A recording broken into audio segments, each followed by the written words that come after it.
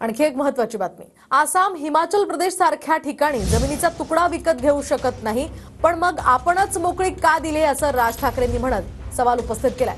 राज ठाकरेंनी जमिनीच्या बाबतीत जो मुद्दा मांडलाय तो आता योग्य असल्याचं यावर उदय सामंत म्हणाले। त्यामुळे सरकार आता त्या संदर्भात निश्चित कारवाई करेल असंही उदय सामंतांनी म्हटलंय।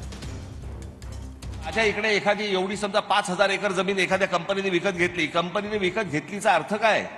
तुम्ही जर समजा आता हिमाचल प्रदेशमध्ये जरी गेलात तरी हिमाचल प्रदेशमध्ये तुम्ही जमिनीचा तुकडा घेऊ शकत नाही। भारतीय कोणी माणूस जरी समजा तिकडे गेला तरी हिमाचल प्रदेशमध्ये तुम्ही तुमचा जमिनीचा तुकडा विकत घेऊ शकत नाही।